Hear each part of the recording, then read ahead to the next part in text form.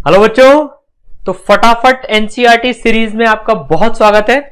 यार अभी तक हम जो है सेक्शन 1.9 ऑफ चैप्टर 1 फिजिक्स पढ़ चुके हैं और आज हम पढ़ रहे हैं section 1.11 electric dipole. Sir section 1.10 का क्या हुआ, जो फ्लक्स का था उसको हम लेंगे नेक्स्ट पार्ट में गॉस लॉ के साथ में, क्योंकि लॉजिकली यार वो उसके साथ में सेंस बनाता है। इस सीरीज का पर्पस क्या है बच्चों, आपको पता है कि फटाफट से आपकी जो बोर्ड की तैयारी है, जेईई और नीट के पॉइंट ऑफ व्यू से भी जो आपको एनसीईआरटी पढ़नी है, वो फटाफट से हम एनसीईआरटी को कवर कर लें। जो अनइंपॉर्टेंट पार्ट्स है उनको हटा दें और इंपॉर्टेंट पार्ट्स को अंडरलाइन करते चले। ठीक है, तो यार इसको पूरा देखना है इस वीडियो को, आपके काफी समय बच जाएगा। और जो ये नीली किताब है एनसीईआरटी है ना, आप सबने खरीदी रखी होगी यार, 12th की पीली किताब है, ठीक है, 11th की नीली किताब है यार, उसको हम फटाफट से कर लेंगे। ठीक है, आपके फुल नंबर बोर्ड में पक्के हैं, आपने ये वीडियोस ढंग से समझ लिए तो मैं इसमें यार समझाऊंगा भी सही आपको, एक फिजिक्स से मोहब्बत कराऊंगा सबसे पहले तो, कि यार डरने की जरूरत नहीं है। यार इलेक्ट्रिक डायपोल थोड़ा सा मैथमेटिकल चैप्टर आता है, मैथमेटिकल पार्ट है ना, इसमें बच्चे जनरली इसको छोड़ जाते हैं, पर यार इसमें ना सिर्फ 3 चीजें इंपॉर्टेंट है। 2 तो फील्ड के प्रूफ्स हैं और फील्ड के फॉर्मूले हैं, और तीसरा टॉर्क है 1.11 और 1.12 सेक्शन में मिला के। ठीक है, so let's start now electric dipole. ठीक है, अच्छा एनसीईआरटी लेके बैठना, मार करते जाना यार, जो मैं क्रॉस करा रहा हूं वो नहीं पढ़ना है, जो मैं अंडरलाइन करा रहा हूं आपको सिर्फ वो पढ़ना है। मैंने ऑलरेडी यार आपके लिए इसमें सारे चीजें मार करके रख रखी कि आपको क्या पढ़ना है क्या नहीं पढ़ना है, और मैं इसमें एक एनिमेशन भी दिखाऊंगा आपको, जिससे फील आ जाएगी पूरी। राइट, चलिए तो यार पहले मैं समझा देता हूं आपको, उसके बाद में हम एनसीईआरटी पे आएंगे, क्योंकि थोड़ा सा सीक्वेंसिंग एनसीईआरटी की एज यूजुअल समझने में डिफिकल्ट है यार। तो पहले हम थोड़ा सिंपल तरह से बात करते हैं, इलेक्ट्रिक डायपोल होता क्या है यार ये। ठीक है, तो अगर हम एक केस कंसिडर करें जहां पर हमारे पास में 2 चार्ज हैं, ठीक है ना, एक पॉजिटिव और एक नेगेटिव, जो कि पास पास रखे हुए हैं, सर ये आप हाइपोथेटिकल सिचुएशन बता रहे हो क्या? ये देखो यार प्रैक्टिकल लाइफ में जो है ना, फिजिकल सिग्निफिकेंस अगर मैं देखूं इसका, प्रैक्टिकल लाइफ में देखें तो कई बार ऐसे केसेस मिलते हैं। जैसे यार आपने अगर केमिस्ट्री में पढ़ा हो, जैसे HCl का जो मॉलिक्यूल होता है हाइड्रोजन क्लोराइड का, तो यार H+ के ऊपर पॉजिटिव चार्ज होता है, क्लोरीन के पास में नेगेटिव चार्ज होता है। तो देखो यार ये पॉजिटिव और नेगेटिव जो है ना पास पास में रखे हुए हैं, एकदम कोई लंबी रस्सी नहीं होती है, छोटा बॉन्ड होता है ये। तो पॉजिटिव और negative are kept very close to each other. ठीक है ना, एकदम मिले हुए नहीं है, कई केसेस में एकदम मिले हुए भी होते हैं, मतलब उनका जो सेंटर होता है एक तरह से तो वो एक ही जगह होता है, तो वो चार्ज डिस्ट्रीब्यूटेड नहीं होते, लेकिन ऐसे केसेस भी बहुत मिलते हैं। ऐसे केसेस को बोलते हैं डाइपोल। क्या बोलते हैं ऐसे केसेस को? देखो डाइपोल, डाई का मतलब क्या होता है? अरे यार ये वो वाला डाई नहीं है, ये DIE वाला नहीं है, ये DIE वाला नहीं है, डाई मतलब 2। ठीक है ना, 2 पोल्स मतलब 2 पोल्स है ना, मतलब जैसे मैग्नेट के 2 पोल्स होते हैं, वैसे 2 पोल्स को कैसे रिफर कर रहा है? Electric dipole. तो इलेक्ट्रिक के 2 पोल्स, इलेक्ट्रिक में 2 ही होते हैं यार, पॉजिटिव और नेगेटिव, तो पॉजिटिव और नेगेटिव ये पास में रखे होते हैं तो इलेक्ट्रिक डायपोल बन जाता है। तो डेफिनेशन क्या हो गई? Electric dipole is a pair of equal and opposite charges kept very close to each other. Equal and opposite है ये जितना प्लस है ये उतना माइनस होना चाहिए, डायपोल की कंडीशन होती है। अगर ये प्लस क्यू है तो ये माइनस क्यू होना चाहिए। ठीक है, तो नेट चार्ज जो दोनों का जो सम होगा वो 0 होगा, दोनों चार्जेस का जो सम होगा वो 0 होगा। ठीक है, चलिए भाई बहुत बढ़िया बात। तो यार ये HCl को तो रवाना कर देते हैं यहां से, इलेक्ट्रिक डायपोल भी हमने समझ लिया। अब यार बेसिकली जो हम बात कर रहे हैं ना, प्लस क्यू और माइनस क्यू। ठीक है, तो यार प्लस क्यू और माइनस क्यू मैंने 2 पॉइंट चार्ज ले लिए। देखो ये हो गया प्लस क्यू चार्ज और ये हो गया माइनस क्यू चार्ज। ठीक है, मैं जनरली डिस्टेंस d लेके समझाता हूं दोनों के बीच में, लेकिन एनसीईआरटी में 2a डिस्टेंस गिवन है तो 2a ले लेते हैं चलो, because we are following NCERT. ठीक है ना, आपको एग्जाम में भी जो प्रूफ करना होगा ना, बोर्ड एग्जाम्स में आएगा, तो इसी तरह से लेके प्रूफ करना चीजों को। ठीक है, तो यार प्लस और माइनस क्यू हो गए, प्रैक्टिकल सिचुएशन भी देख लिया हमने, प्लस क्यू माइनस क्यू, दोनों के बीच में दूरी है 2a। ठीक है ना, अब जो डायपोल के लिए एक क्वांटिटी डिफाइन होती है, क्या क्वांटिटी डिफाइन होती है? जिसे बोला जाता है डायपोल मोमेंट। डायपोल मोमेंट जिसे बोला जाता है, ठीक है, उसे हम कैपिटल P से डिनोट करेंगे या छोटे p से भी कर सकते हैं, कैपिटल P से डिनोट करेंगे, जो कि एक वेक्टर क्वांटिटी होती है। इस डायपोल के लिए एक क्वांटिटी डिफाइन होती है डायपोल मोमेंट, जो कि एक वेक्टर क्वांटिटी है। समझ गए? अब देखो यार ये वेक्टर क्वांटिटी है तो दो चीजें होंगी इसके पास में, दो चीजें होंगी, एक होगा इसका मैग्नीट्यूड और एक होगा इसका डायरेक्शन। तो यार मैग्नीट्यूड कितना डिफाइन होता है? मैग्नीट्यूड डिफाइन होता है Q, जो दोनों में से किसी का भी चार्ज ले लो Q, मैग्नीट्यूड वाइज ले लो। सर नेट तो जीरो है, नहीं नेट जीरो की बात नहीं कर रहा मैं, उस जीरो की बात नहीं कर रहा, जो प्लस Q या माइनस Q, जो Q है ना वो इंटू डिस्टेंस बिटवीन देम, कितना डिस्टेंस है 2a, तो ये मैग्नीट्यूड हो गया P का। डायपोल मोमेंट को मैं P कैपिटल P से डिनोट कर रहा हूं। यार एनसीईआरटी इसको स्मॉल p से डिनोट करती है, तो हम भी यार इसको स्मॉल p से डिनोट कर देंगे। ठीक है, ठीक है, तो यार स्मॉल p का मैग्नीट्यूड कितना हो गया? Q इंटू 2 है, Q into distance between them. अच्छा डायरेक्शन क्या होती है इसकी डायरेक्शन होती है नेगेटिव से पॉजिटिव चार्ज की तरफ, नेगेटिव टू पॉजिटिव। तो यार नेगेटिव से पॉजिटिव चार्ज की तरफ जो है ना इसकी डायरेक्शन होती है। ठीक है, तो अगर मैं इसकी डायरेक्शन यार ब्लू कलर से डिनोट करूं तो भाई जो है यहां से यहां तक ऐसे नेगेटिव से पॉजिटिव की तरफ ये डायपोल मोमेंट वेक्टर की डायरेक्शन होती है। समझ गए? तो मैग्नीट्यूड होता है Q इंटू 2 है, सिंपल है, और डायरेक्शन है माइनस से प्लस की तरफ। ये चीजें समझ में आ गई भाई हमको, ठीक है ना? तो यार dipole P Q into 2a हो गया और ये माइनस Q से प्लस Q की तरफ इसकी डायरेक्शन हो गई। ठीक है, अब यार बहुत सिंपल सी बात है। अब जो तीन चीजें मैंने इंपॉर्टेंट बताई थी ना, इसमें तीन चीजें इसमें इंपॉर्टेंट क्या है? फर्स्ट चीज जो इसमें इंपॉर्टेंट है फील्ड, है ना? फील्ड जो है कहां पर? Field at axial position. अभी सर एक्सियल पोजीशन क्या होती है वो बताता हूं, पहले लिख देता हूं इसमें इंपॉर्टेंट क्या है। फिर दूसरी चीज है field at equatorial position, equatorial position पे। ठीक है, और तीसरी इंपॉर्टेंट चीज जो है, इन्हीं में मोस्टली सवाल आते हैं, इनकी डेरिवेशन भी इंपॉर्टेंट है। और तीसरी चीज है टॉर्क, इस डायपोल पे टॉर्क कितना लगेगा जब इसको एक्सटर्नल फील्ड में रखेंगे। तो इन तीनों के बारे में पढ़ेंगे अपन। ठीक है, अब देखो ये जो डायपोल होता है ना, अब सबसे पहले इसकी एक्सियल और इक्वेटोरियल पोजीशन डिफाइन करते हैं। देखो सर ये क्या बला है, एक्सियल और इक्वेटोरियल पोजीशन जो है वो क्या बला है? तो देखो हमने एक डायपोल बनाया, ये जो प्लस Q और माइनस Q जो था यहाँ पर, भाई ये यहाँ पर प्लस Q था और यहाँ पर माइनस Q था। ठीक है ना? अब देखो ये जो line joining plus Q and minus Q होती है ना, ये जो line joining plus Q and minus Q होती है, इसे हम बोलते हैं डायपोल का एक्सिस। क्या बोलते हैं इसे? हम डायपोल का एक्सिस बोलते हैं इसको। ठीक है, तो यार कोई भी पॉइंट यहां पर होगा ना इस एक्सिस पे, यहां हो सकता है, यहां हो सकता है, यहां हो सकता है, यहां हो सकता है, ये एक्सियल पोजीशन कहलाती है। क्या कहलाती है? Axial position. जो एक्सिस पे होगी उसे हम बोलते हैं, क्या बोलते हैं भाई? सिंपल सी बात है यार, एक्सियल पोजीशन या एक्सियल पॉइंट, कुछ भी बोल लो। ठीक है ना? और ये जो इसके परपेंडिकुलर होती है, जो दोनों के मिड पॉइंट से पास होती है, जो दोनों के मिड पॉइंट से जो लाइन पास होती है डायपोल के परपेंडिकुलर, इसे हम बोलते हैं इक्वेटोरियल एक्सिस, है ना? इक्वेटोरियल एक्सिस होता है ये, और इस पे जो पॉइंट होता है उसे इक्वेटोरियल पॉइंट बोलते हैं। तो अब हमको क्या करना है, एक एक्टिविटी जो करनी है हमको, मतलब जो चीज करनी है वो ये करनी है कि यार अगर कोई पॉइंट P एक्सिस पर हो तो वहां पर फील्ड कितनी होगी? सर जीरो होगी ना, प्लस Q और माइनस Q। सर देखो दोनों बराबर बराबर है। अरे नहीं, यहां धोखा मत खाना। देखो अगर मैं यहां पर कोई पॉइंट लेता हूं A, मान लो मैंने यहां पर कोई पॉइंट लिया एक्सियल पोजीशन, एक्सियल पॉइंट लिया A, तो यार माइनस Q से वो पास है, प्लस Q से वो दूर है। अगर मैं कोई यहां पर पॉइंट लेता हूं B, तो देखो वो प्लस Q से पास है, माइनस Q से दूर है, तो डिस्टेंस बराबर नहीं है, इसलिए इलेक्ट्रिक फील्ड जीरो नहीं होती है।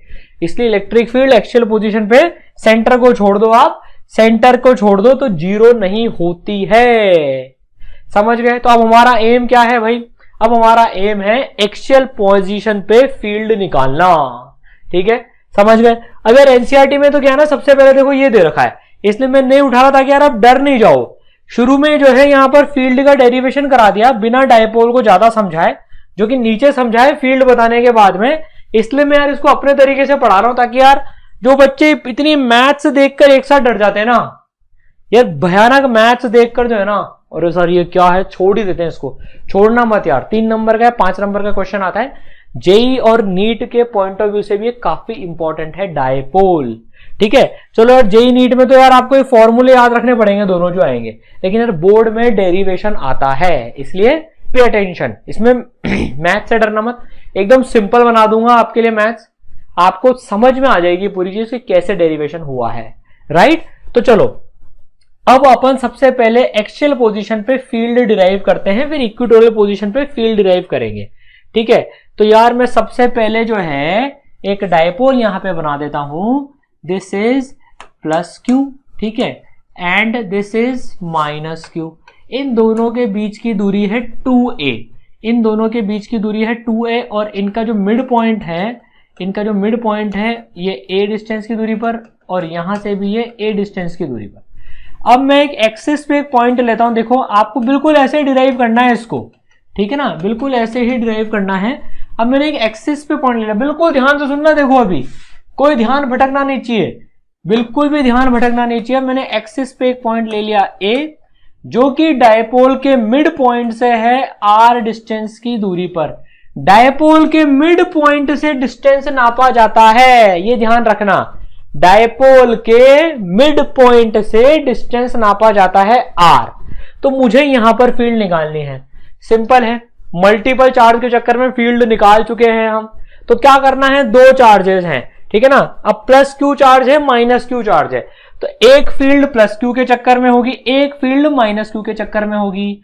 मैं दोनों बना देता हूं, प्लस क्यू के चक्कर में किधर होगी आप बताओ, प्लस क्यू के चक्कर में अवे फ्रॉम द चार्ज होगी, तो this field is E due to plus Q.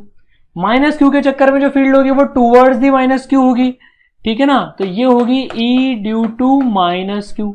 अब एक बार बताओ, सिंपल सी बात बताओ, E due to plus q कितनी होगी, प्लस क्यू के चक्कर में इलेक्ट्रिक फील्ड कितनी होगी, K Q बाय डिस्टेंस का होल स्क्वायर। डिस्टेंस कितना है यहां से यहां तक, A पॉइंट से लेकर, भाई A पॉइंट से लेकर यहां तक का डिस्टेंस कितना है जरा बताओ आप। सर ये पूरा R है, ये A है, तो ये डिस्टेंस R माइनस A हो गया। Q तक कितनी दूरी है वो मैं ऊपर मार्क कर देता हूं, यहां पर Q तक कितनी दूरी है, R प्लस A हो गई, माइनस Q तक कितनी है, ठीक है। तो यार अभी R माइनस A है यहां पर, तो R माइनस A जो यहां पर है, तो ये आ जाएगा R माइनस A का होल स्क्वायर। आया नहीं है, ये लिख के बैठ जाओ आराम से, है ना, टेंशन लेने की जरूरत नहीं, चिल मार के देखो एकदम इसको। अब माइनस क्यू के चक्कर में कितनी फील्ड होगी भाई, माइनस क्यू, तुम भी आ जाओ, E due to minus q के। मैं मैग्नीट्यूड लिख रहा हूं देखो सिर्फ अभी, या माइनस मत लगाना, अभी सिर्फ मैग्नीट्यूड लिख रहा हूं। लो यार ये मैग्नीट्यूड भी लगा देते हैं यहां पर आपकी तसल्ली के लिए। के क्यू बाई डिस्टेंस कितना है, R plus A, R plus A का होल स्क्वायर। अब नेट इलेक्ट्रिक फील्ड कितनी होगी बताओ, देखो एक वेक्टर इधर है, एक वेक्टर इधर है, नेट इलेक्ट्रिक फील्ड कितनी होगी, दोनों अपोजिट डायरेक्शन में वेक्टर्स हैं, देखो दोनों अपोजिट डायरेक्शन में वेक्टर्स हैं, तो माइनस करेंगे मैग्नीट्यूड को, माइनस करेंगे मैग्नीट्यूड को, माइनस करेंगे तो जो नेट इलेक्ट्रिक फील्ड है वो इन दोनों का माइनस हो जाएगी, that is E due to plus q minus E due to minus q. तो रख दो वैल्यूज, रख दो यहां पर अभी, के Q by R minus A का होल स्क्वायर माइनस के Q by R plus A का होल स्क्वायर, ठीक है। अब देखो इसको थोड़ा सा हम सॉल्व करते हैं, के क्यू बाहर आ जाएगा, एलसीएम लेना पड़ेगा यार। सर ये एलसीएम बाजी का मामला खराब है, कोई टेंशन मत लो, एलसीएम आपको लेना पड़ेगा। तो ये एलसीएम आ जाएगा आपका R माइनस A का whole square and R plus A का होल स्क्वायर, और इधर आ जाएगा के क्यू तो बाहर निकाल लो, दोनों में से कॉमन आ गया, और इधर आ जाएगा, इधर उचक के जाएगा R प्लस A का होल स्क्वायर, ठीक है, और इधर आ जाएगा माइनस R माइनस A का होल स्क्वायर। बोलो यहां तक बात समझ में आई क्या, नहीं आई हो तो वापस एक बार यहां तक देख लेना वीडियो, ये वाला आ जाएगी समझ में। अब थोड़ा सा सॉल्व करते हैं, सॉरी मैथ्स के नंबर घूम रहे हैं, कोई बात नहीं, ये के क्यू बाहर आ जाएगा, ठीक है। ये डेरिवेशन इंपॉर्टेंट है इसलिए पूरा करवा रहा हूं, देखो आपको ये वाला। अब ये क्या होता है, A square plus B square plus 2ab, A square plus B square minus 2ab। तो यार इसमें चलो खोल के बता देता हूँ यार, ठीक है, इसको मिटा के फिर वैसे लिख लेंगे, minus r square plus a square minus 2ra, 4ra आ गया। मिटा दो इसको, इतना कैलकुलेशन कर लोगे ना अपने आप, इसको मिटा देता हूँ एक बार। चलो यार ले लो, r minus A R plus A, तो ये नीचे आ जाएगा आर स्क्वायर माइनस ए स्क्वायर का होल स्क्वायर, है ना, a minus B A plus B, A square minus B square और होल स्क्वायर का होल स्क्वायर आ गया। ठीक है, तो यार अभी क्या आ गया देखो, अब ये चीज आ गई हमारे पास में के क्यू, इधर आ गया हमारे पास में 4, ये माइनस माइनस प्लस हो जाएगा तो 4ra upon r square minus ए स्क्वायर का होल स्क्वायर। ठीक है, ये हमारी नेट इलेक्ट्रिक फील्ड आ गई डायपोल के कारण से, नेट इलेक्ट्रिक फील्ड आ गई है। ठीक है ना, नेट इलेक्ट्रिक फील्ड आ गई है, वेक्टर का साइन हटा रहा हूं, अभी मैग्नीट्यूड आ गया नेट, ये समझ गए यहां तक। अब देखो यार, अब इसमें क्या है, अब हम जिस पॉइंट पे एनालिसिस कर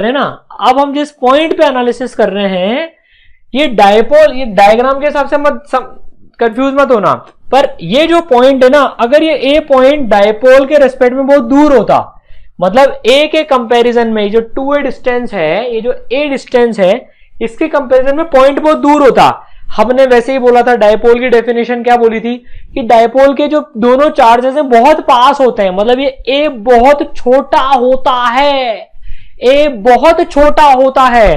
तो यार अब हम यहां पर अप्रोक्सीमेशन लगाएंगे। अब देखो, अब यहां पर हम अप्रोक्सीमेशन लगाएंगे कि जो a है हमारा वो r के कंपैरिजन में बहुत छोटा है, मतलब यार ये r जो है बहुत बड़ा है a के कंपैरिजन में।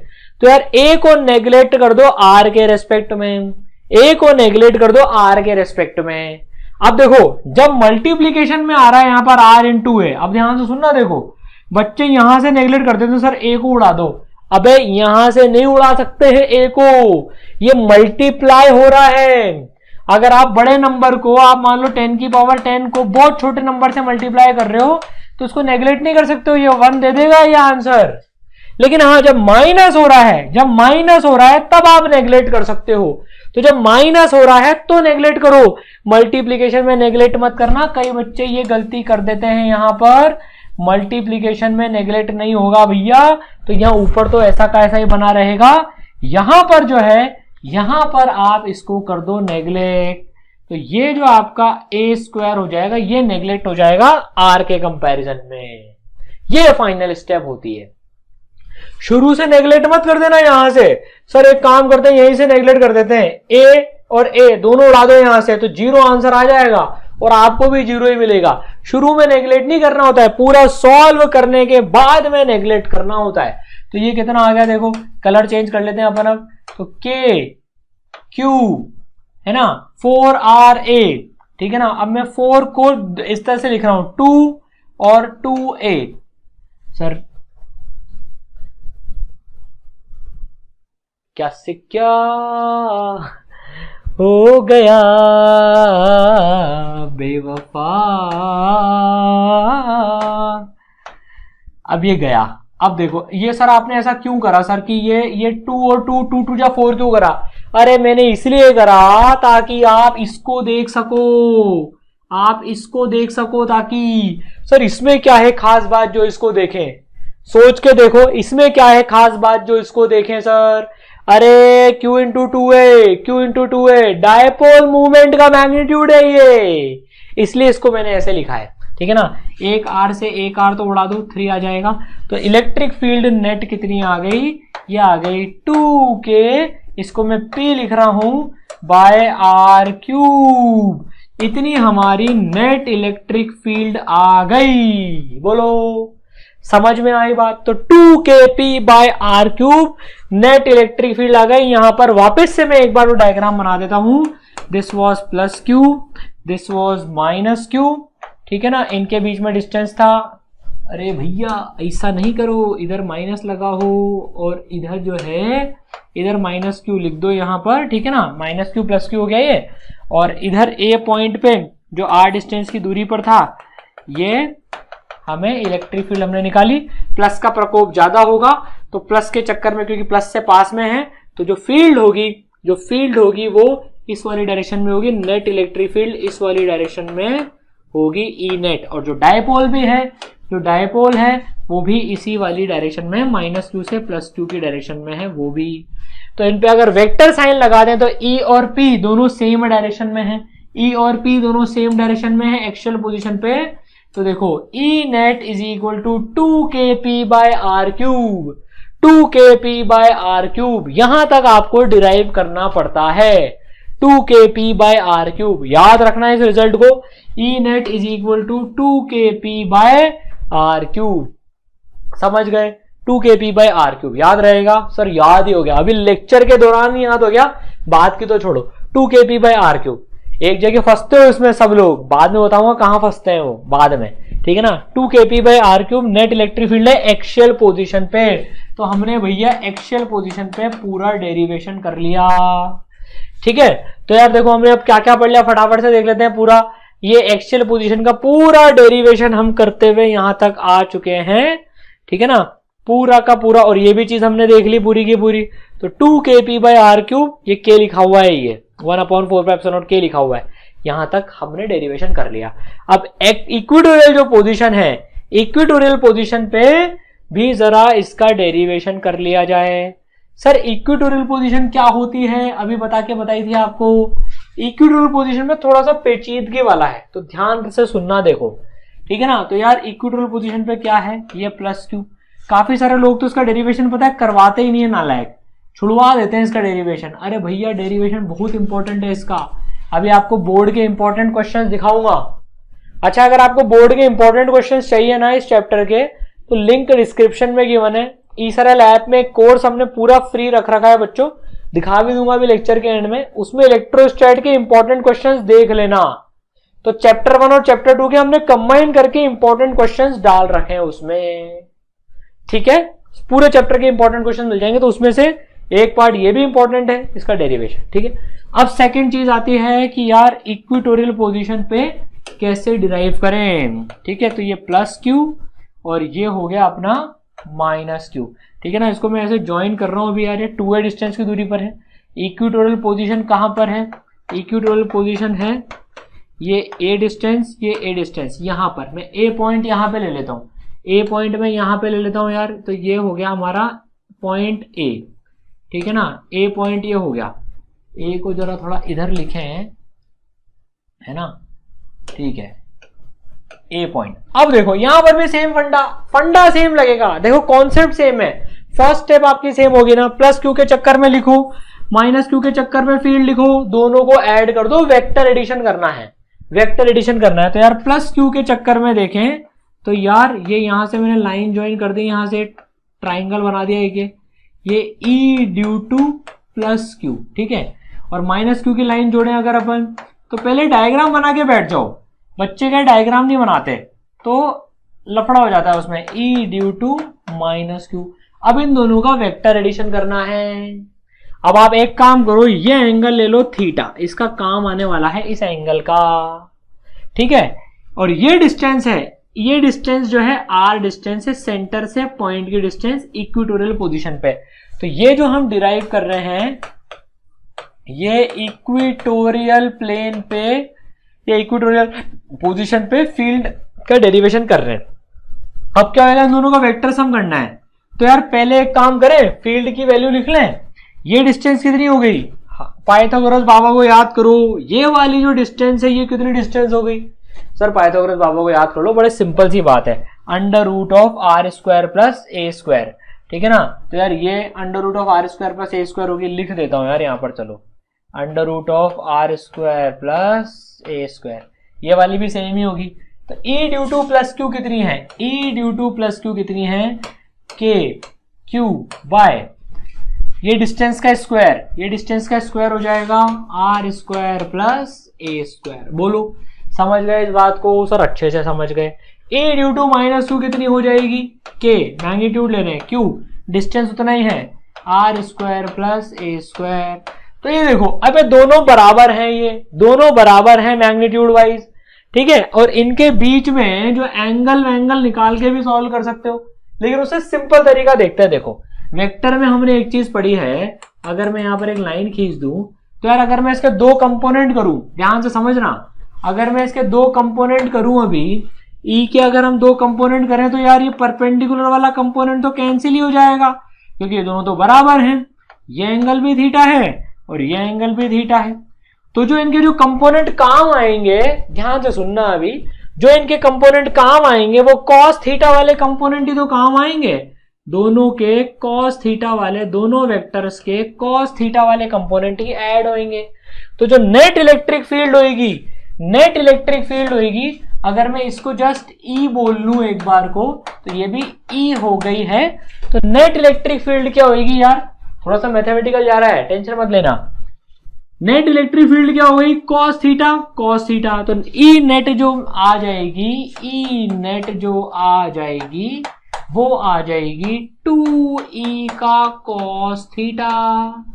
बस यहां तक आपको मेन चीज समझनी है। तो हमने स्टार्टिंग कैसे करी, प्लस क्यू के चक्कर में लिख दी, माइनस क्यू के चक्कर में लिख दी, दोनों को जोड़ा, वेक्टर एडिशन कर रहे हैं, ये वाले कंपोनेंट तो कैंसिल हो गए, बचे ये दोनों वाले कंपोनेंट, ठीक है ना। तो ये पैरेलल टू डायपोल वाले कंपोनेंट बच गए। तो 2e cos theta, cos theta की वैल्यू कितनी है सर, देखो थीटा यहां पर पड़ा हुआ है, cos थीटा की वैल्यू लिख लो, cos थीटा की वैल्यू है a अपॉन कितना हो गया, under root of r square plus a square. यार ये मैथ्स का एकदम जंजाल है पर कोई बात नहीं, आना चाहिए ये। अब वैल्यू रखते जाओ, यहां पर कितनी आ गई 2, e की वैल्यू कितनी है k q upon r square plus a square, cos theta की वैल्यू कितनी है, कॉस थीटा की वैल्यू है a upon under root of r square plus a square, ये कॉस थीटा की वैल्यू हो चुकी है। अब अपन इसको सॉल्व कर लेते हैं। तो यार जो नेट ई है, ई जो नेट है वो कितनी हो गई 2k q a upon r square plus a square under root of r square plus a square, ठीक है ना। तो अब आप इसको, ये क्या हो गया r square plus a square की पावर 3/2। सर 3/2 कहां से आ गई यार, यहां पर 1 है, यहां पर हाफ है, यहां पर 1 है, यहां पर हाफ है, 1 प्लस हाफ 1.5 हो गई, ये 1 प्लस हाफ 1.5 हो गई ना, ठीक है। चलो तो बस अब यहां पर आप वो कंडीशन लगा दो, r is very very greater than a। तो अब a को जो है नेग्लेक्ट कर दो r के रेस्पेक्ट में, a को नेग्लेक्ट कर दो r के रेस्पेक्ट में। तो नेट e कितनी आ गई हमारी भैया 2k क्यू a। मैं 2 को इधर लेके जा रहा हूं इसके साथ में। सर फिर से वो गड़बड़ी आप क्यों कर रहे हो, 2 को ले जाने वाली, आपको पता है ताकि ये मिला के p बन जाए और यहां पर आर स्क्वायर की पावर 3/2, यह आ जाएगा आर स्क्वायर 3/2, 2 से 2 कटेगा, आर क्यूब आ जाएगा। ये हमारी नेट इलेक्ट्रिक फील्ड आ जाएगी। और इसको हम बड़े ठाट से लिखेंगे, जो ई एट इक्वेटोरियल पोजीशन आई है, चलो दूसरे कलर से कर लेते हैं। अब ई जो इक्वेटोरियल पोजीशन पे आई है वो कितनी आई है, ई जो इक्वेटोरियल पोजीशन पे आई है वो आई है kp/r cube. Okay, actual position पे आई थी 2kp/r क्यूब, इक्वेटोरियल पे आई है kp/r क्यूब। बस वहां 2 था, यहां 2 नहीं है। एक और चेंज है, एक और चेंज है, ध्यान से सुनना। एक चेंज और क्या है, ये डायपोल के, इसका डायरेक्शन देखते हैं अभी। देखो डायपोल माइनस से प्लस की तरफ होता है, इलेक्ट्रिक फील्ड जो नेट इलेक्ट्रिक फील्ड है इक्वेटोरियल प्लेन पे, वो डायपोल के अपोजिट डायरेक्शन में है। डायपोल इधर है, इलेक्ट्रिक फील्ड उधर है, डायपोल इधर है, इलेक्ट्रिक फील्ड उधर है। तो यहां पर हम जो है वेक्टर साइन के साथ में एक माइनस का साइन भी लगाने वाले हैं। तो माइनस kp/r क्यूब। सर ये माइनस क्यों लगा दिया सर आपने, माइनस इसलिए लगा दिया क्योंकि डायपोल मोमेंट के डायरेक्शन के अपोजिट है। अगर मैग्नीट्यूड लिखना होता तो कुछ नहीं लगाते, लेकिन ये अपोजिट है इसलिए माइनस साइन लगा दिया। तो दोनों फॉर्मूले याद रहेंगे, एक kp/r क्यूब और एक 2kp/r क्यूब और एक माइनस kp/r क्यूब। डायपोल की डायरेक्शन के अपोजिट डायरेक्शन होता है। तो मेजोरिटी जो पार्ट जो है डायपोल का हम खत्म कर चुके हैं। दोनों डेरिवेशंस इंपॉर्टेंट हैं, ये हमें आने चाहिए। बोर्ड के पहले अब इनको तो देख ही जाना। ठीक है, बहुत सिंपल है, दोनों की स्टार्टिंग सेम है, दोनों चार्जेस के चक्कर में फील्ड लिख लो, बस इसमें cos थीटा आएगा और जो एक्चुअल पोजीशन वाली थी उसमें तो सीधे माइनस होगी क्योंकि उसमें दोनों अपोजिट हैं। ठीक है, चलिए बहुत बढ़िया। तो अब जो आपको इन 2 पेजेस के अलावा जो अब आपको ध्यान रखना है वो ज्यादा कुछ बचता नहीं है, ये वही बात बोल रहा है। अब मैं फटाफट से एनसीईआरटी में आपको मार्क करा देता हूं। तो ये यहाँ पर यार डेफिनेशन बोल रहा है, ये यहाँ पर पूरा ये वाला पार्ट बिल्कुल आप पढ़ लेना। ठीक है, ये डेफिनेशन वाला पार्ट है, इजी मार्क कर रहा हूं पर ये डेफिनेशन है इसमें। ठीक है ना, चलिए बहुत अच्छी बात। ये वाला जो पार्ट है ये मैंने समझा दिया पूरा आपको। ये वाला जो पार्ट है कि भाई फील्ड 0 क्यों नहीं होती, ये अच्छा है, इसको पढ़ लेना। यहां पर पढ़ने की आपको जरूरत नहीं है इस वाले पार्ट को।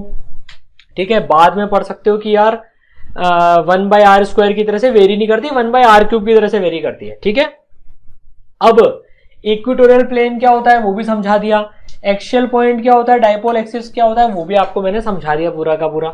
अब ये 4 पॉइंट्स ऑन द एक्सिस, ये वेक्टर की तरह से इसको कर रहा है। आप इसमें बिना वेक्टर की तरह से पहले मैग्नीट्यूड निकाल सकते हो, बाद में फिर वेक्टर का साइन लगा सकते हो। ठीक है, तो ये पूरा हमने कंप्लीट कर लिया ये वाला सेक्शन। ठीक है, ये देखो बिल्कुल उसी तरह से जो है ना, ये डाइपोल मोमेंट की जो फील्ड निकाल रहा है पूरी, ये इस तरह से फील्ड निकाल के यहाँ पर r>a करके k को हमने 1/4πε0 को k लिख लिया। ठीक है, तो यार ये अभी डाइपोल की तरह से नहीं आया क्योंकि बाद में डिफाइन करता है, लेकिन आप एग्जाम में 2kp/r³ पे छोड़ के आना उसको, जैसे हमने करा है। ठीक है, तो यार आप इसमें इसको मैं मार कर लो यार, आप इसमें लिख लेना सर मेथड, सर के मेथड से इसमें। ठीक है ना, 2kp/r³ से हो जाएगा। इसी तरह से ये वाला पार्ट भी हमने कर लिया है। ठीक है, तो +q - q के चक्कर में ये cos थीटा। ठीक है, तो पूरा जो cos थीटा वाला पार्ट है ये यहां तक आ गया, ये भी पूरा सर मेथड आप यहां पे लिख सकते हो। ठीक है, चलिए बहुत ही बढ़िया। डायपोल डिफाइन हो गया यहां पर, देखो ये पूरा q × 2 है p cap vector, dipole define हो गया। मेजर आपको ये दोनों जो फॉर्मूले हैं ये याद रखने हैं। ठीक है, समझ गए। चलिए, तो यहां तक मामला ऑल सेट हो गया लाइफ में, और कुछ यहां पर करने की जरूरत नहीं है। अब ये वाला जो पार्ट है, ये पूरा डेरिवेशन वाला पार्ट मैंने आपको करा ही दिया, इक्वेटोरियल और एक्सियल वाला। अब ये वाला जो पार्ट है बोल रहा है, ये लाइन इंपॉर्टेंट है कि देखो ये 1/r³ की तरह से वेरी होता है। यहां पर बच्चे जनरली गलती करते हैं। देखो मैं इसमें गलती बताता हूं यार, बच्चों को क्या ध्यान रहता है यार, इलेक्ट्रिक फील्ड होती है kq/r², तो बच्चे डाइपोल में भी है ना 2kp या kp/r² ही लगा देते हैं। ध्यान रखने वाली बात क्या है यार, यहां पर r³ है, यहां पर r³ है, डाइपोल में r³ आता है नीचे, डाइपोल में r³ आता है। अब कभी कंफ्यूजन हो जाए, अब कभी यार कंफ्यूजन हो जाए आपको कि सर r³ आता है कि r² आता है, कैसे चेक करोगे, कैसे चेक करोगे? ध्यान से सुनो, बहुत इंपॉर्टेंट बात बता रहा हूं, ध्यान से सुनो। देखो डायमेंशन एनालिसिस करके चेक करो, डायमेंशन एनालिसिस करके चेक करो। देखो kq/r², चार्ज अपॉन डिस्टेंस का whole square, charge upon distance का होल स्क्वायर। तो यहां पर भी यार इलेक्ट्रिक फील्ड में चार्ज अपॉन डिस्टेंस का होल स्क्वायर तो आना चाहिए। तो P को खोल के देखो, P को खोलोगे तो क्या आएगा, charge into distance, charge into distance, और नीचे गिवन है डिस्टेंस का होल क्यूब। यहां पर था चार्ज अपॉन डिस्टेंस का होल स्क्वायर, तो यार नीचे भी होल स्क्वायर आना चाहिए ना। तो एक डिस्टेंस जो डाइपोल का डिस्टेंस है, डायमेंशन की बात करो सिर्फ मैं अभी, तो ये यहां पर क्यूब आएगा, तभी तो एक डिस्टेंस से एक डिस्टेंस कट के स्क्वायर बनेगा।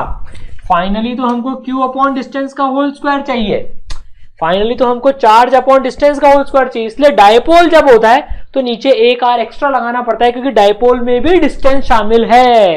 ये याद रखने की ट्रिक है, समझ गए? तो remember by dimension, remember by dimension. तो चार्ज अपॉन डिस्टेंस स्क्वायर जो है वो आपको डायमेंशन एनालिसिस से ध्यान रखना पड़ेगा। ठीक है, तो यार यहां पर मैं ट्रिक डाल देता हूं, ये इसलिए मिटा दिया मैंने वो trick, remember by remember by dimension, ठीक है ना, डायमेंशन से आप रिमेंबर रखना है इसको, ठीक है। चलिए बाकी ये यहां से लेकर यहां तक की कोई जरूरत नहीं है, ठीक है। फिजिकल सिग्निफिकेंस ऑफ डायपोल भी मैंने आपको पूरा का पूरा बता दिया। एक वर्ड यहां पे लिख लेना, HCl लिख लेना, यहाँ पर HCl देखो, यहाँ पर पॉजिटिव और ये यहाँ पर नेगेटिव। तो यार एनसीईआरटी में देखो अब जाके फिजिकल सिग्निफिकेंस बताया। अच्छी बात है कि यार एनसीईआरटी फिजिकल सिग्निफिकेंस बता रही है, लेकिन एक लाइन आप लिख लेना कि यार प्रैक्टिकली यहां पर होता है, ठीक है। अब ये सवाल आता है भाई साहब, इक्वेटोरियल और एक्सियल पोजीशन पे आपको फील्ड निकालनी होती है, एक्चुअल कैलकुलेशन करना है, फॉर्मूला अप्लाई करना है। और मजा कब आता है जब इसका सोल्यूशन देखते हैं ना बच्चे, जब इसका सोल्यूशन देखते हैं भाई साहब, ये जो सोल्यूशन है ना, अब आप देखो ये पूरा एक पेज का जो है इसका सोल्यूशन देखकर बच्चे इसको करते हैं, इसमें कैलकुलेशन बहुत बड़ी है।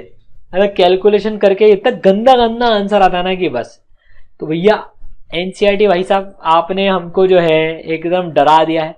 पर यार कैलकुलेट कर लेना, भले एक बार कैलकुलेटर का यूज करके आंसर तक पहुंच जाना, तो आपका डर खत्म हो जाएगा। इतना भी कोई मुश्किल नहीं है, फॉर्मूला अप्लाई करना है, ठीक है। चलिए भाई अब लास्ट जो पार्ट है इसका, डायपोल है यूनिफॉर्म एक्सटर्नल फील्ड। अभी देखो, अभी हमने जो है डायपोल मोमेंट, दो इंपॉर्टेंट चीजें पढ़ ली, एक्सियल पोजीशन पे फील्ड, इक्वेटोरियल पोजीशन पे फील्ड। एक्सियल पोजीशन पे 2 kb/r³, इक्वेटोरियल पे -kb/r³, ठीक है। डेरिवेशन भी पढ़ लिया। अब जो हमें समझना है ना, dipole in a uniform external field, मतलब इस चैप्टर का सबसे ज्यादा जो मैथमेटिकल पार्ट में बोलूंगा ना यार, वो डायपोल में घुसा हुआ रहता है ये। तो यार इतना बड़ा चैप्टर है, 50 पेज का चैप्टर है यार, 3 पेज तो भावड़ों ने मैथ्स घुसाई है, इतनी तो बनती है यार, इतनी तो इज्जत दे दे इसको हम। अब देखो सेक्शन 1.12 को गोली मारो, पहले तो जो मैं एक चीज करा रहा हूं ना वो करो, इसको बाद में देखेंगे। देखो थोड़ी सी एक्सरसाइज हो जाए अभी यार, पढ़ पढ़ के थक गए होंगे अभी तक यार, है ना। एक काम करो, एक हाथ अपना लो, ठीक है ना, और ये वाला हाथ, ठीक है ना, और इससे एक कान पकड़ो अपना, ठीक है, और ये दूसरा हाथ लो, इससे दूसरा कान पकड़ो। अब आपको क्या करना है, एक कान को ऊपर खींचना है और एक कान को नीचे खींचना है, और देखना है आपकी मुंडी के साथ में क्या होता है। तो यार एक कान को ऊपर खींचो, एक कान को नीचे खींचो, यार बराबर फोर्स से खींच रहे हैं हम, बराबर फोर्स से खींचना। देखो ऐसा मत करना गर्दन वदन उखड़ जाए, ऐसा काम मत करना, कान वान उखड़ जाए, ऐसा नहीं करना है अपने को, ठीक है ना। यार एक फोर्स से खींचा, दूसरे से कैसे, यार मुंडी घूम रही है, there is some rotation happening, exercise के साथ साथ रोटेशन भी हो रही है। यार मैं एक कान को F4 से खींच रहा हूं, नीचे वाली F4 से खींच रहा हूं, कुछ होना नहीं चाहिए था। न्यूटन साहब ने बताया था यार इक्वल अपोजिट फोर्स जो लगेंगी, मतलब तो यार कुछ होना नहीं चाहिए, कैंसिल हो जानी चाहिए। तो यार ऐसे मुंडी ऊपर नीचे नहीं जा रही है, पर घूम रही है, घूम रही है, घूम रही है। बस बजाओ ताली, क्योंकि आपका टॉपिक हो चुका है पूरा। यार फिजिक्स यही है जो दीवाना बना दे। यार देखो अब हम क्या पढ़ने जा रहे हैं, dipole in uniform external field. अभी तक तो हमने डायपोल खुद के चक्कर में फील्ड निकाली थी एक्सियल और इक्वेटोरियल पे। अब जो है ये मैं आपको खुद बता देता हूं फटाफट से कि यार अगर मैं एक डायपोल को एक्सटर्नल फील्ड में रखूं, अभी ध्यान से सुनना, डायपोल को एक्सटर्नल फील्ड में रखूं तो क्या होगा। तो यार मान लो मैंने सबसे पहले इसको यूनिफॉर्म फील्ड में रखा है, यूनिफॉर्म इलेक्ट्रिक फील्ड में रखा है, मतलब एक्सटर्नल इलेक्ट्रिक फील्ड ही है, डायपोल की इलेक्ट्रिक फील्ड नहीं, एक्सटर्नल है कोई सी, ठीक है ना। तो यार जैसे मानो कि यार एक जगह ना एक्सटर्नल इलेक्ट्रिक फील्ड इक्वली हर जगह मौजूद है, मान लो, है ना, एक्सटर्नल इलेक्ट्रिक फील्ड, इसमें मैंने डाल दिया है डायपोल। अभी मैंने इसमें डाल दिया है, मान लो एक डायपोल डाल दिया, ये एक डायपोल डाल दिया, ये ठीक है ना, एक डायपोल डाल दिया। तो यार ये क्या हो रहा है इसमें अभी, चलो मैं आपको एनसीईआरटी के जैसे बताता हूं, बिल्कुल ना जैसे उसने बताया, ठीक है, राइट। तो यार ये डायपोल डाल दिया, डायपोल का जो हेड होता है वहां पर प्लस क्यू होता है, डेफिनेटली वेक्टर में पढ़ चुके हैं, और जो टेल होती है, जो पूंछ होती है, वहां पर माइनस क्यू होता है। अब इस इलेक्ट्रिक फील्ड के चक्कर में इस इलेक्ट्रिक फील्ड में दो चार्ज रखे हुए हैं, आप मान के चलो ऐसा, इस इलेक्ट्रिक फील्ड में दो चार्ज रखे हुए हैं। तो यार इस वाले के ऊपर जो फोर्स लगेगी Q इंटू ई, पॉजिटिव की इलेक्ट्रिक फील्ड की डायरेक्शन में फोर्स लगती है, हमको पता है। तो पॉजिटिव चार्ज की इलेक्ट्रिक फील्ड के डायरेक्शन में फोर्स लगेगी। तो यार इस पे जो फोर्स लगेगी ना, मैं इसी का यार एक अलग कलर से बना देता हूं, ठीक है यार, F यहां पर बना दी। F कितनी लगेगी, Q E के बराबर एक फोर्स लगेगी एक कान जो आप ऊपर खींच रहे थे अपना। इस माइनस क्यू, ये माइनस क्यू भी इलेक्ट्रिक फील्ड में रखी हुई है। सर इलेक्ट्रिक फील्ड तो ऊपर है ना, अब ऊपर नहीं है, ये पूरी यूनिफॉर्म इलेक्ट्रिक फील्ड है, ये मतलब हर जगह है इलेक्ट्रिक फील्ड मौजूद है, ठीक है ना, हर जगह है। इन एरोज को मैं लंबा नहीं कर रहा हूं, ठीक है ना, हर जगह मौजूद है ये। तो यार अभी इसके ऊपर जो फोर्स लगेगी वो किधर लगेगी, इसके ऊपर जो फोर्स लगेगी वो लगेगी नीचे, क्योंकि माइनस क्यू है तो इसके ऊपर फोर्स लगेगी, कितने की लगेगी, क्यू ई की लगेगी। यार मैं ई बार बार ऐसा क्यों बनाता हूं, मैं ऐसा क्यों हूं मैं यार जैसा भी हो अच्छा हो, ठीक है ना। F is equal to q E, यार इधर और इधर। यार ये मैं इसका वेक्टर मिटा देता हूँ, ये बहुत तंग कर रहा है। ई का वेक्टर जो है ना बार बार, अब समझ लिया ना मैंने।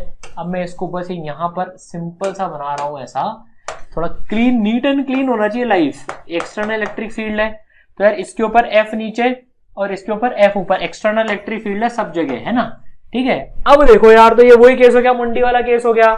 तो टॉर्क लग रहा है। सर टॉर्क क्या होता है, लपड़ पड़ेगी नालायक होगा। टॉर्क ये पूछा क्या होता है, तो 11वीं कक्षा में पढ़ के आया टॉर्क क्या होता है।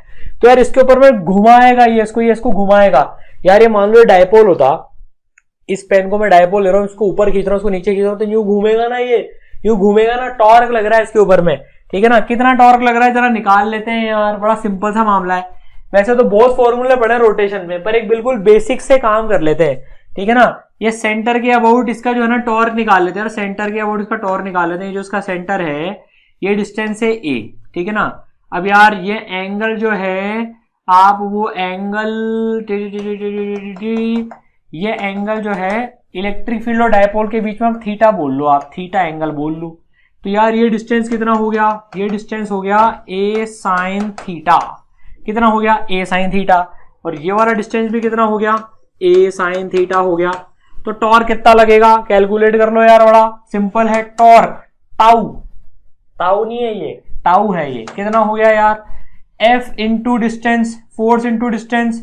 ये भी यूं घुमा रहा है, ये भी यूं घुमा रहा है, तो दोनों टॉर्क ऐड हो जाएंगे, दोनों सेम डायरेक्शन में तो घुमाने की कोशिश कर रहे हैं, ठीक है। तो यार कितना हो जाएगा ये, तो F इंटू डी, ये जो डिस्टेंस है, तो क्यू ई ए साइन थीटा। इसके चक्कर में इतना, इसके चक्कर में भी क्यू ई ए साइन थीटा। तो 2 से मल्टीप्लाई कर दूं यार सीधे यहां पर, इसका और इसका, समझ गए। तो यार इसमें वही काम कर लो अपना, 2QA ई साइन थीटा। ये 2QA क्या हो गया, ये P हो गया, तो ये हो गया P ई साइन थीटा। अगर मैं इसको वेक्टर फॉर्म में लिखना चाहूं, तो ये हो जाएगा torque is equal to P cross product with E। Cross product को सॉल्व करते हैं तो साइन थीटा आता है। P cross E is P E sine theta, P E sine theta. तो कुल मिला के सीखा क्या हमने, कि अगर किसी डायपोल को इलेक्ट्रिक फील्ड में रखा जाए, यूनिफॉर्म इलेक्ट्रिक फील्ड में, तो उसके ऊपर टॉर्क लगती है, नेट फोर्स 0 लगती है। देखो नेट फोर्स 0 है, नेट फोर्स 0 है नालायकों, नेट फोर्स इक्वल टू 0, लेकिन टॉर्क लगता है P cross E, that is P E sine theta. P की वैल्यू है 2QA या Q इंटू 2A। समझ गए, कोई टेंशन लेने की जरूरत नहीं है। धमाधम तीसरा पार्ट भी हमने जो है बड़े अच्छे से समझ लिया।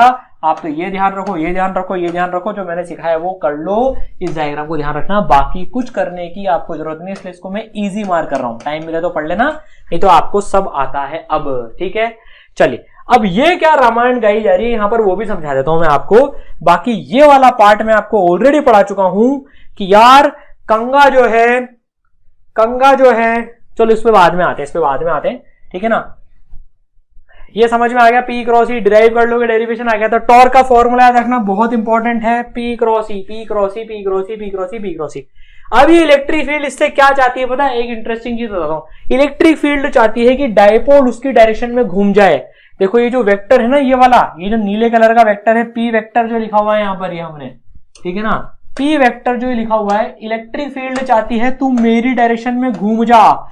इसका मतलब क्या है, ये चाहती है कि अगर P यूं है, तो ये चाहती है कि यार अगर मैं यूं हूं, E यूं हूं ना, मैं अगर E यूं हूं, तो ये यूं घुमाना चाहती है, इसको ऐसे घुमाना चाहती है इसको। ये मैं इसका आपको विजुअलाइजेशन दिखाता हूं जो आपको दीवाना बना देगा।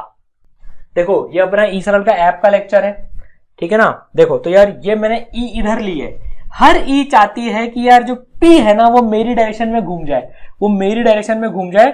तो देखना ये जो ई है ना ये इस पी को कैसे घुमाती है, विजुअलाइजेशन से देखना। अभी देखो ये इसको यूं घुमा लेगी, समझ गया। तो जो मैं बोल रहा था कि E tries to align P in its direction, इसको भी देखना।